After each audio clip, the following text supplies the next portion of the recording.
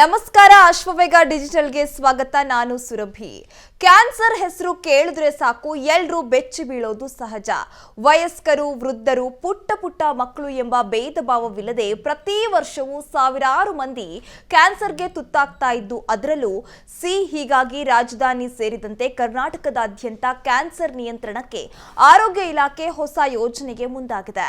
ದುರಾದೃಷ್ಟವಶಾತ್ ಆರಂಭದಲ್ಲೇ ವಿಘ್ನ ಎದುರಾಗಿದೆ.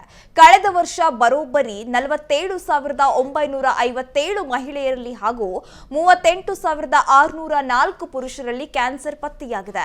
ಇದರಲ್ಲಿ ಬೆಚ್ಚಿ ಬೀಳಿಸುವ ಸಂಗತಿ ಏನು ಅಂತಂದ್ರೆ, ಬೆಂಗಳೂರಿನಲ್ಲೇ ಅತಿ ಹೆಚ್ಚು ಕ್ಯಾನ್ಸರ್ ಪ್ರಕರಣಗಳು ವರದಿಯಾಗಿವೆ. ಅಂದಾಜು 14,630 ಪ್ರಕರಣಗಳು ವಾರ್ಷಿಕವಾಗಿ ದಾಖಲಾಗ್ತಿವೆ. ಹೀಗಾಗಿ ಕ್ಯಾನ್ಸರ್ ಸಾವಿನ ಪ್ರಕರಣಗಳ ನಿಯಂತ್ರಣಕ್ಕೆ ಸಿಎಂ ಸಿದ್ದರಾಮಯ್ಯ ಕೂಡ ಒಂದು ಸೂಚನೆಯನ್ನ ಕೊಟ್ಟಿದ್ರು. ಹೀಗಾಗಿ ಬೆಂಗಳೂರಿನಲ್ಲಿ ಆರೋಗ್ಯ ಇಲಾಖೆ ಉಚಿತ ಕಿಮೋಥೆರಪಿ ನೀಡಲು ಮುಂದಾಗಿತ್ತು. ಆದರೆ ಅದಕ್ಕೂ ಕೂಡ ಇದೀಗ ಸಮಸ್ಯೆ ಎದುರಾಗಿದೆ. ಡೇ ಕೇರ್ ಕಿಮೋಥೆರಪಿ ಆರಂಭ ಮಾಡಿ ಚಿಕಿತ್ಸೆ ನೀಡಲು ವೈದ್ಯರೇ ಇಲ್ಲದಂತಾಗಿದೆ. ಸರ್ಕಾರಿ ಸೇರಿ ಖಾಸಗಿ ಆಸ್ಪತ್ರೆಗಳಲ್ಲೂ ಆಂಕಾಲಜಿಸ್ಟ್ಗಳ ಕೊರತೆ ಎದುರಾಗಿದೆ. ಕ್ಯಾನ್ಸರ್ ರೋಗಿಗಳಿಗೆ ಎಲ್ಲಿಲ್ಲದ ಸಮಸ್ಯೆಯಾಗಿದೆ. ಹೀಗಾಗಿ ಆರೋಗ್ಯ ಇಲಾಖೆ ಹೊಸ ಎಸ್ಒಪಿ ಜಾರಿಗೊಳಿಸಲು ಚಿಂತನೆ ನಡೆಸುತ್ತಿದೆ ಅಂತ ಆರೋಗ್ಯ ಇಲಾಖೆ ಕಾರ್ಯದರ್ಶಿ ಹರ್ಷ ಗುಪ್ತಾ ತಿಳಿಸಿದ್ದಾರೆ.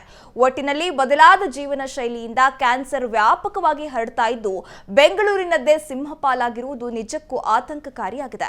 ಹೀಗಾಗಿ ಸರ್ಕಾರ ಕ್ಯಾನ್ಸರ್ ನಿಯಂತ್ರಣಕ್ಕೆ ಉಚಿತವಾಗಿ ಡೇ ಕೇರ್ ಕಿಮೋಥೆರಪಿ ಶುರು ಮಾಡಲು ಮುಂದಾಗಿದ್ದು, ಇದು ಪರಿಣಾಮಕಾರಿಯಾಗಿ ಅನುಷ್ಠಾನಕ್ಕೆ ಬಂದರೆ ಬಡ ಜನರಿಗೆ ಸಾಕಷ್ಟು ಅನುಕೂಲವಾಗಲಿದೆ.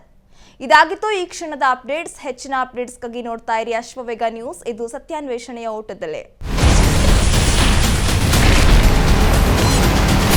Ashwavega English News.